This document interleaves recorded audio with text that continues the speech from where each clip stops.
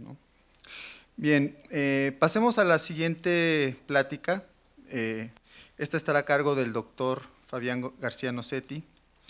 Él es egresado de la licenciatura en Ingeniería Mecánica y Eléctrica y Electrónica de la Facultad de Ingeniería de la UNAM.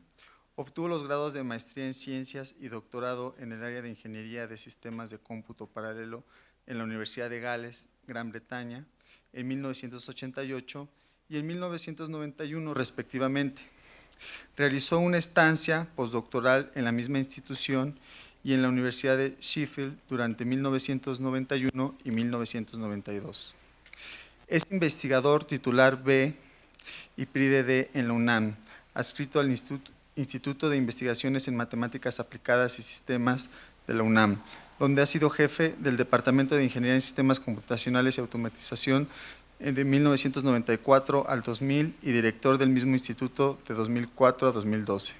Se ha desempeñado como profesor del posgrado en Ciencia e Ingeniería de la Computación y del posgrado en Ingeniería de la UNAM. Ha sido también investigador huésped del Programa de Investigación y Desarrollo de Ductos del Instituto Mexicano del Petróleo. Actualmente es investigador huésped de la Dirección Adjunta de Innovación y Conocimiento DAIC en Infotec. Bueno, cabe señalar que la llegada del doctor Fabián García Nocetti para la institución ha sido muy oportuna. Yo creo que bueno, el gran impulso que actualmente tiene este tema y este seminario, por ejemplo, el doctor Fabián García Nocetti, desde que llegó lo asumió como propio. Yo creo que es de reconocérsele y de agradecérsele. Bueno, sin más preámbulo, por favor, doctor.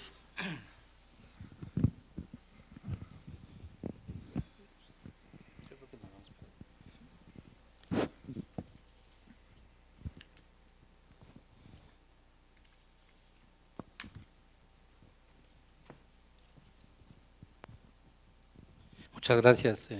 Y al mismo tiempo quiero desde luego agradecer la amable invitación de las autoridades y de los organizadores de este evento, tanto Infotec como de INEGI, donde también tenemos muy buenos amigos desde hace ya muchos años. Y en ese sentido es algo desde luego muy importante abordar esta temática, principalmente porque, y a mí en lo particular me resulta muy grato el tema de cómputo de alto rendimiento que se remonta al cómputo paralelo y distribuido.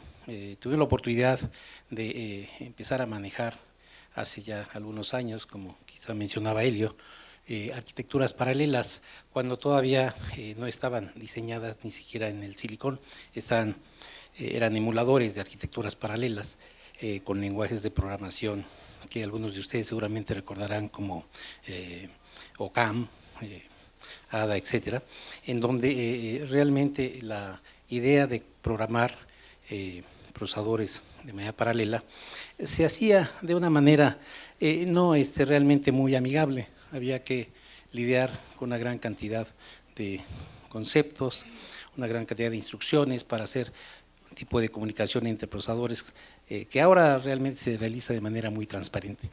Sin embargo, es importante señalar esto porque ha habido desde luego una gran evolución en ese sentido y realmente lo que nos lleva a el uso y apropiamiento de tecnologías precisamente de esta naturaleza para resolver problemas que ahora resultan estratégicos y asociados precisamente al tema de Big Data. Tratemos el tema de cómputo de alto rendimiento porque no se puede desligar el tema de Big Data. Y en ese sentido, pues hablaremos un poco de computación de alto rendimiento, algunos aspectos muy generales, pero que son importantes para llegar al tema de Big Data, Data y Analytics. También algunas cuestiones asociadas al software para Big Data. Y presentaré un caso particular de estudio que se ha manejado primero como una prueba de concepto y después que ha generado también el desarrollo de una herramienta de aplicación, particularmente en el caso de ingeniería petrolera, y algunas conclusiones al final. La construcción de alto rendimiento es el uso de procesamiento paralelo para ejecutar aplicaciones avanzadas de manera eficiente, confiable y rápida. Eso suena bien, pero ¿cómo podemos asegurar que realmente estamos partiendo, segmentando un problema como una colección de procesos paralelos concurrentes? ¿Cómo sabemos cómo asignar cada una de esas actividades a la arquitectura de hardware correspondiente? Y sobre todo, ¿cómo podemos asegurar que vamos realmente a trabajar con una implementación de manera eficiente? ¿Y cuál es el número mínimo necesario de procesadores que nosotros vamos a requerir para realmente llevar a cabo esa actividad? El término se aplica en especial a sistemas que operan arriba de los teraflops. Este término se usa a veces también como sinónimo de supercómputo. No es exactamente lo mismo. Algunas supercomputadoras trabajan más de un petaflop. ¿Quiénes son los redes frecuentes de cómputo de alto rendimiento? Pues los investigadores científicos, los ingenieros, instituciones académicas, agencias gubernamentales, desde luego, sobre todo en el área de seguridad y defensa, utilizan cómputo de alto rendimiento. A mayor demanda, poder de procesamiento y velocidad también interesa, desde luego, en ese sentido, pues a agencias, empresas, el procesar, por ejemplo, transacciones y almacenamiento de datos a través de data warehouses. Sin embargo, eso es muy sensible, entonces vamos a tratarlo con cuidado. Tenemos una gran colección de aplicaciones del cómputo de rendimiento que van desde la simulación de terremotos, modelado del clima, modelaje de prototipos. Esto es algo que es particularmente importante. El modelar prototipos físicos, el trabajar con prototipos físicos es caro y lleva mucho tiempo. El uso del cómputo de alto rendimiento a través de modelado, simulación analítica, etcétera, pues nos permite en un momento dado poder hacer modelos adecuados y muy cercanos al oral, y en ese sentido, sobre todo para procesos manufactureros, ayuda a disminuir enormemente el ciclo de proceso en este tipo de aplicaciones. Y desde lo Big Data, que es el tema que nos reúne para el manejo de grandes datos para decisiones y trabajos complejos. Los beneficios en la innovación usando cómputo de alto rendimiento. Bueno, pues desde luego, simplemente para mencionar algunos que son importantes, pues por ejemplo, si nosotros hablamos de el tiempo de ajuste de un laboratorio específico de manufactura, ese tiempo nos puede llevar unos 9 meses, de 9 meses a un año. Sin embargo, con técnicas de esta naturaleza, el tiempo se puede reducir a menos de una semana. También el análisis de una componente particular de electrónica cuesta un promedio de $50,000 en un laboratorio, mientras con técnicas de esta naturaleza pues se puede hacer por menos de $3,000. Prototipos virtuales y modelados a gran escala con base en estas tecnologías pues aceleran también los procesos. Pero sobre todo se mejora la visión y el desarrollo, el diseño, la ingeniería de diferentes tipos de procesos, también en el área de los negocios, a través de minería de datos, logística, etc. Y el aspecto importante en este terreno es la economía del cómputo de alto rendimiento.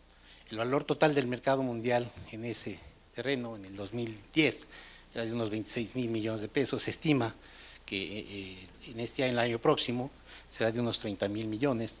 Nuevos modelos de negocio mediante Internet y la computación, la nube, se están desarrollando, y también los recursos en la nube son cada vez más accesibles, lo que permite que los consumidores los consideren pues un servicio, un commodity actualmente de esa manera.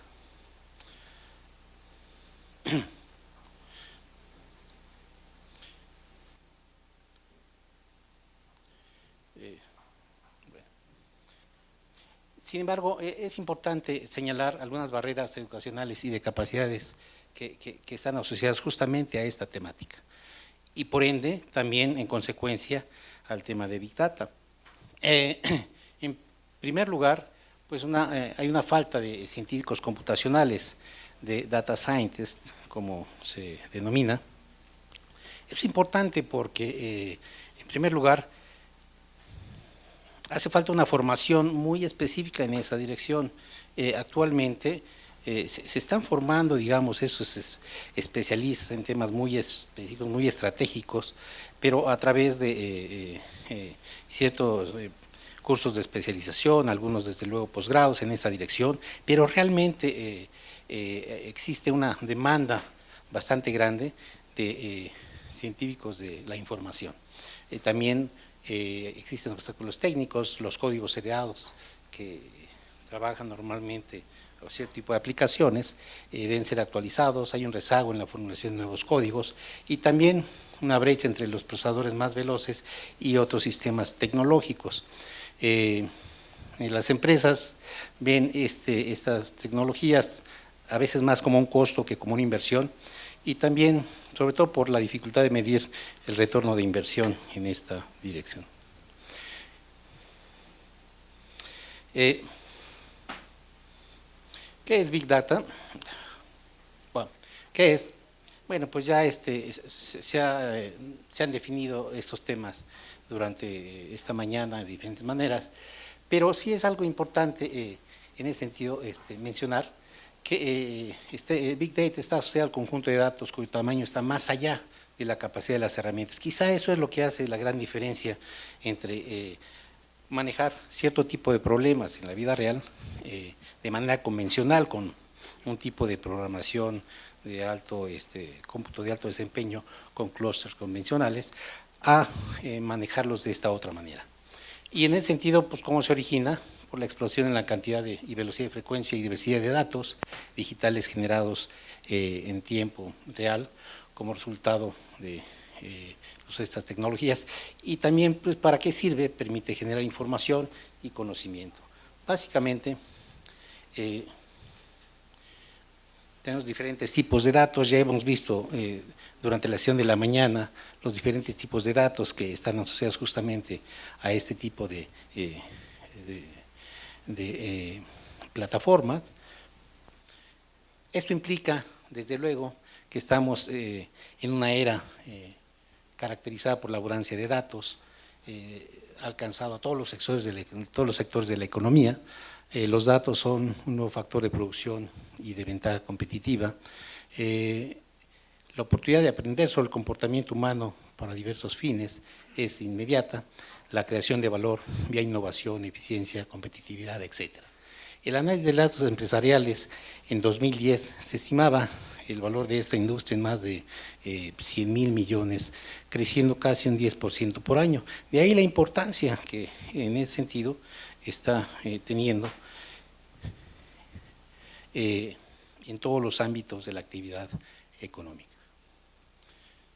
Big Data para la creación de valor, la segmentación del mercado y la población para procesar acciones, innovaciones de nuevos modelos de negocio, etc. Algo que es fundamental y es precisamente también al mismo tiempo una problemática, es los aspectos asociados a transparencia y eficiencia para compartir datos, que el doctor Pincera ya había mencionado anteriormente, y es ahí donde precisamente hay un área de oportunidad y hay mucho que hacer en esa dirección, sobre todo cuando hablamos de datos abiertos en ese sentido.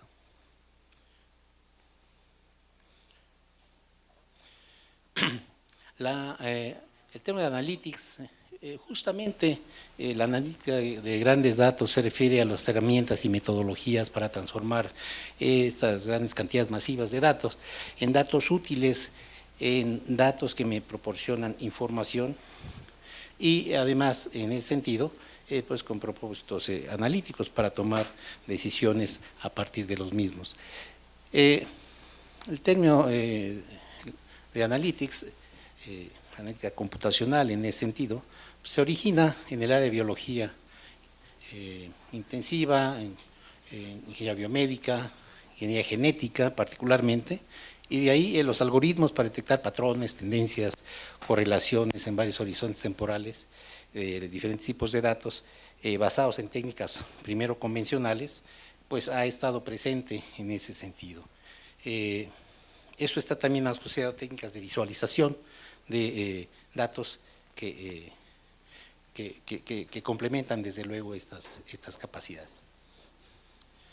Es una gran cantidad de problemas, pero particularmente uno de los más importantes es la disponibilidad de los datos, ya que existen, digamos, asimetrías en esta dirección. Las redes sociales generan datos abiertos, los gobiernos los están abriendo, pero a cuentagotas. Los datos de empresas siguen cerrados, diferentes capacidades de buscar y analizar datos, falta de intensivos para compartir datos es uno de los aspectos fundamentales de los problemas que también se presentan, la privacidad y los límites de la anonimato de conjuntos de datos. Una buena parte de las nuevas fuentes de datos reflejan también percepciones, intenciones y deseos, entonces, bueno, pues también habrá que ponderarlos, ¿no?, en ese sentido. Y algo que también es importante es lo que se llama fenia, que es justamente el no confundir, y a veces se presentan patrones donde no hay cantidades masivas de datos, abren conexiones en todos los sentidos. Hasta dónde en un momento dado podemos realmente identificar información útil de esos datos y no estamos confundiendo con patrones que realmente no existen. ¿Qué sucede cuando las técnicas de análisis tradicionales se encuentran con sus límites? Exactamente también cuando llega el momento en que la minería de datos no aporta soluciones esperadas, como las que se han manejado por años, y cómo se enfrentan al desafío de los grandes retos y sus expresiones más desestructuradas. Pues en ese sentido se ha generado, desde luego, y aquí es donde entra realmente la importancia de lo que es data science, técnicas necesarias para manipular y tratar la información desde un punto de vista estadístico, matemático. Data science está basada en algoritmos aplicados al problema de Big Data, entre otros, pero implica, desde luego, hallar correlaciones, aplicar algoritmos más complejos, proporcionar niveles de visibilidad que transforman, de hecho, también el contacto de una entidad, un determinado organismo con su entorno, y también la capacidad de descubrir y estudiar oportunidades. Ese es un aspecto que es, desde luego, también fundamental. Y algo que es, y que resulta y está siendo realmente necesario en diferentes organizaciones, es el incorporar la figura del científico de datos en la organización. Cada vez el contar con personal especializado justamente en el análisis de información, como un científico, con realmente las bases científicas asociadas al tema, se vuelve fundamental, y de ahí viene la importancia de la generación de recursos humanos en esta área. Resulta que este científico de los datos se vuelve una pieza fundamental justamente como una interfaz entre el problema particular y la forma de resolverlo.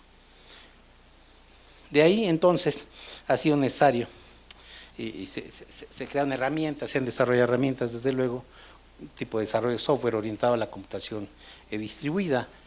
Hadoop es una de estas opciones que ha salido primero que otras, y busca resolver parte de los problemas que hemos brevemente presentado en ese sentido, y que están asociados a Big Data y a la aparición de la ciencia de los datos. Ofrece la capacidad de almacenamiento y procesamiento local, permite escalar desde unos pocos servidores hasta miles de máquinas, permite procesamiento distribuido de grandes conjuntos, como ya fue mencionado seguramente en alguna de las intervenciones previas. Pero los dos conceptos en los que se puede Hadoop son, por un lado, la técnica del MapReduce, y por otro, el sistema distribuido de archivos. Esos dos son dos aspectos que son fundamentales y que nos permiten precisamente tratar de una manera eficiente y con las herramientas necesarias problemas que por su naturaleza pues no pueden ser realmente tratados de una manera eficiente con las técnicas convencionales. Las principales características de MapReduce, que es una de las componentes importantes, es precisamente el tema de distribución y paralización de manera automática.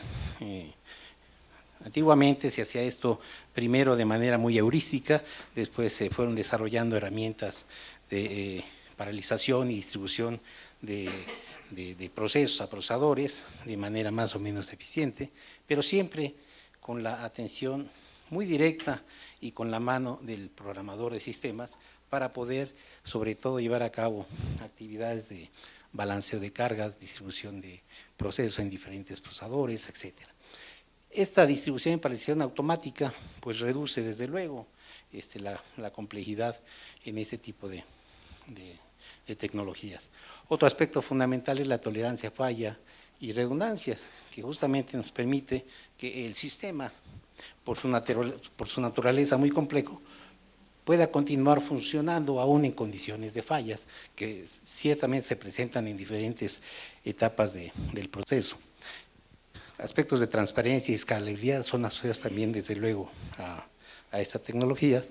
Y la localización de los datos, a diferencia de como se hacía anteriormente, se desplaza el algoritmo a los datos y no los datos al algoritmo, que es precisamente una de las diferencias fundamentales con respecto a lo convencional. Además, se dispone de herramientas de monitorización que son fundamentales justamente para evaluar aspectos de desempeño de ese tipo de sistemas. Y de manera muy resumida, las fases de Big Data y soluciones en particular, bueno, con Hadoop y herramientas alternativas, es precisamente, primero necesitamos descubrir los grandes datos.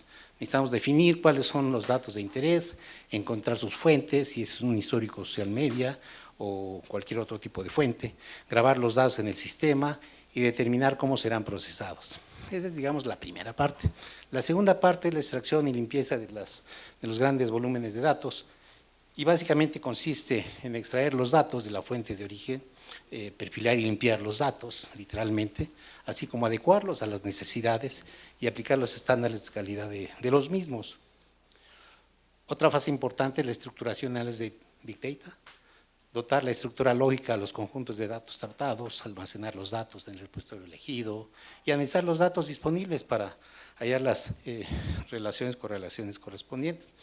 Y posteriormente el modelado de los datos, que ya es específicamente ya la aplicación de algoritmos a los datos para aplicar procesos estadísticos en buena medida y resolver las peticiones lanzadas mediante el modelado de datos base a técnicas de minería de datos propiamente dicho. Y finalmente la interpretación de grandes datos, interpretar las distintas soluciones, aportar un resultado final, y esto desde luego complementado con técnicas de visualización que nos permitan justamente poder visualizar los resultados correspondientes y tomar las decisiones.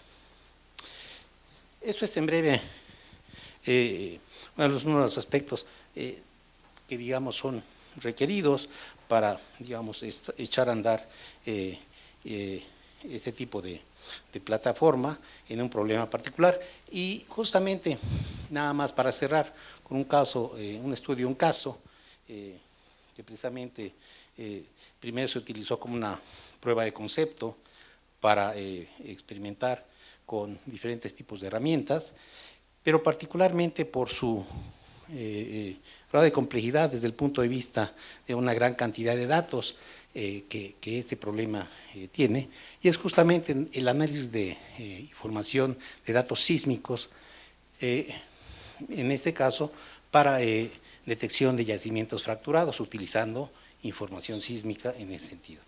Y ya el tema en particular fue el uso de mapas autoorganizados, redes neuronales y transformadas wavelets, precisamente para llevar a cabo este proyecto. Ese es un proyecto desarrollado en el IMAS, el Instituto de Investigación en Matemáticas Aplicadas y en Sistemas, con el patrocinio de Pemex. A cargo de este proyecto está el doctor Héctor Benítez Pérez, actual director de nuestro instituto, y en el que estamos colaborando, desde luego, en la parte de cómputo de alto rendimiento. Y básicamente es una metodología de análisis gráfico de información sísmica basado en este tema de mapas autoorganizados de redes neuronales. La idea es ayudar al ingeniero petrolero, al especialista, a reconocer áreas donde puede haber petróleo, áreas que precisamente están conformadas por que están realmente conformadas de acuerdo a la información y los perfiles sísmicos que se tienen como datos de entrada. En ese sentido, la metodología consiste en, partiendo de un cubo sísmico, que incluye, digamos, al menos uno de los pozos petroleros, dentro de lo que se llama un horizonte geológico. Un horizonte geológico es precisamente una superficie que se conforma de rocas que tienen básicamente las mismas características y que se fueron formando a lo largo del tiempo por capas. Nosotros podríamos ver o pensar en un perfil sísmico, en ese sentido, un horizonte geológico como una superficie que tiene las características semejantes en ese sentido. Y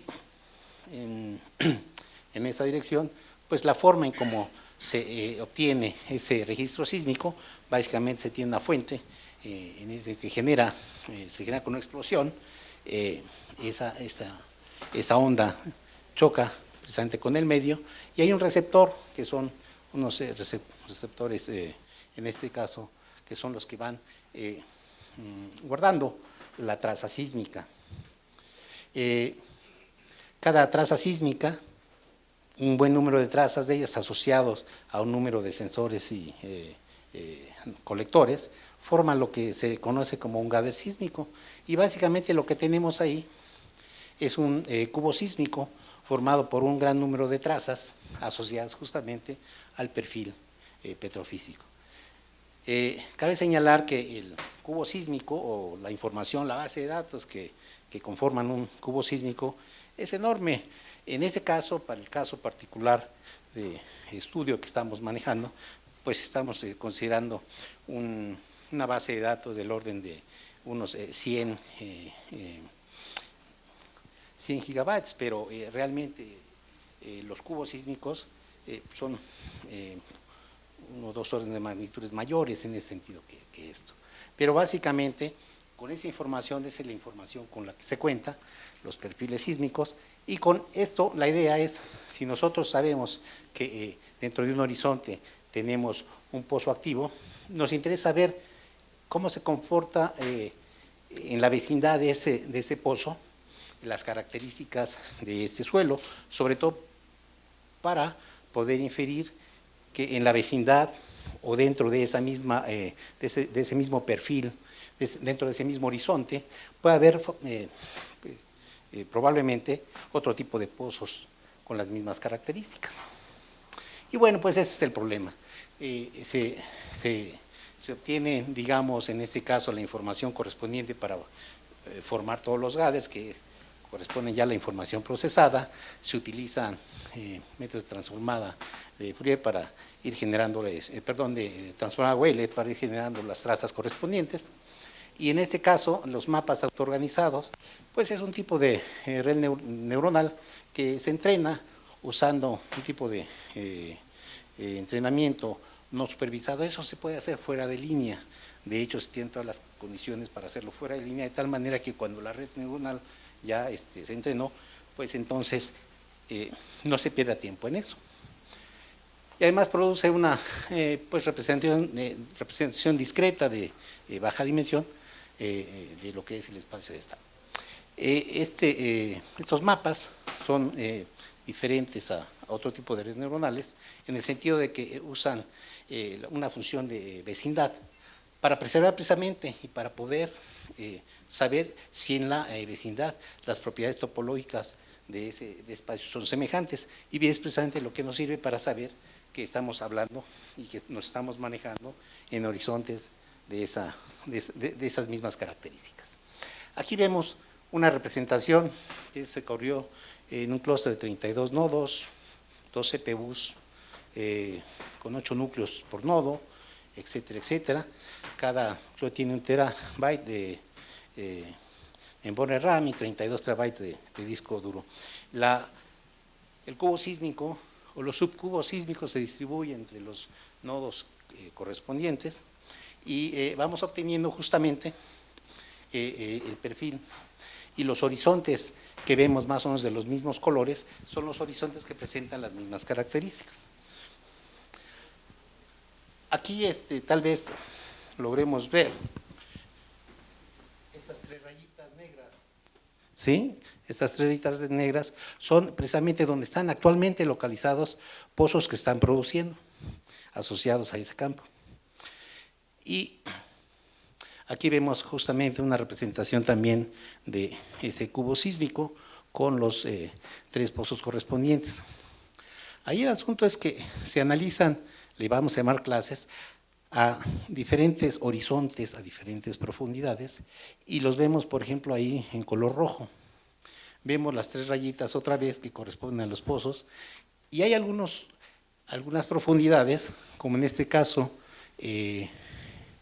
exactamente en la clase 8, es en donde uno de los pozos justamente toca con esa mancha roja, y entonces eso precisamente corresponde a que ahí justamente está, digamos, el manto que actualmente está produciendo, y en todos los otros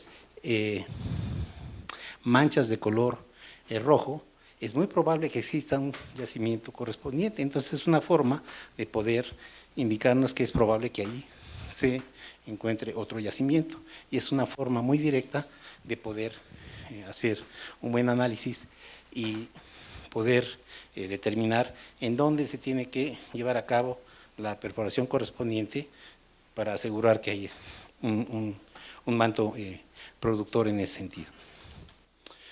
Bueno, pues esta es una investigación que está en progreso, hay un resultado preliminar en ese sentido.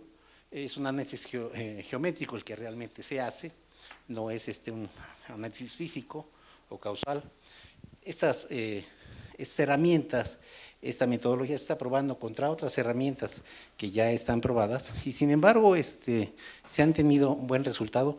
Ya hay una primera versión de desarrollo que se llama JACMA y que está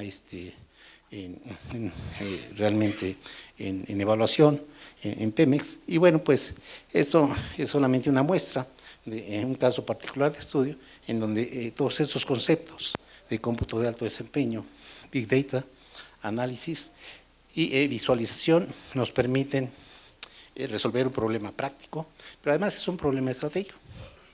Y bueno, pues con eso termino. Gracias.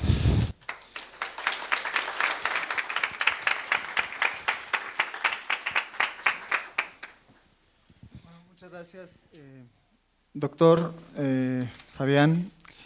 Bueno, sí, como apuntó al final, este trabajo que nos muestra de la predicción de pozos petroleros, combinando técnicas de minería de datos, visualización de información, agrupamientos, pues es precisamente un ejemplo de el poder que pueden tener las herramientas analíticas cuando se tiene el equipo, cuando se tiene el capital humano, cuando se tiene el conocimiento de cómo utilizarlas.